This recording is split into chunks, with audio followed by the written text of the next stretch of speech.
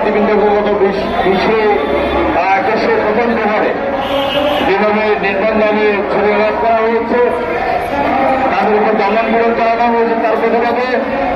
জাতীয় সমাজতান্ত্রিক দল জেএসডি রামপতি নোয়াখালীর কোম্পানিগঞ্জের নির্বাচিত জনপ্রতিনিধি মোশাররফ হোসেন মিন্টুর উপরে হামলা, সিরাজগঞ্জের